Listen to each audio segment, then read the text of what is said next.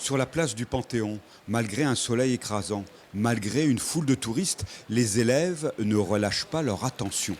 Vous avez une chose extraordinaire, c'est que vous avez une coupole là par-dessus. Vous la voyez, vous avez donc un élément circulaire dans un bâtiment qui est carré.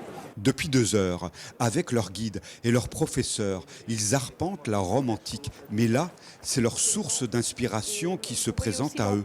Un temple majestueux, harmonieux. C'est vraiment bien de voir ça en vrai. Parce que depuis, ça nous apprend plus en vrai qu'en cours. Parce qu'on y est vraiment. Et on voit vraiment l'architecture, comment c'est fait. Puis voilà, c'est super. Qu'est-ce qui vous surprend le plus dans ce lieu? La grandeur. La grandeur. Pendant ce temps-là, sur la terrasse de la Villa Médicis, leurs cadets du lycée Saint-Junien pratiquent un tout autre exercice. Je suis tellement créatif que Picasso en est jaloux. J'en ai inspiré Léonard de Vinci.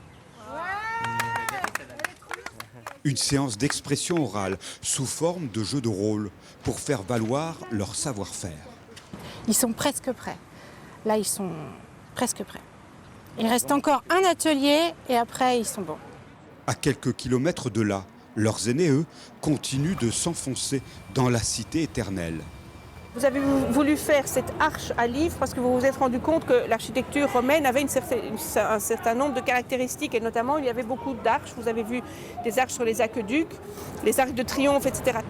Les voici maintenant devant le mausolée d'Auguste, étonnés, bouleversés. Ils ouvrent grand les yeux, ils lèvent la tête, ils oublient leur téléphone portable. C'est vraiment, à part pour prendre des photos, donc c'est vraiment très réjouissant de les voir dans cet état d'esprit-là. Cet état d'esprit, ils vont devoir le cultiver pour transmettre à d'autres ce plaisir de la connaissance.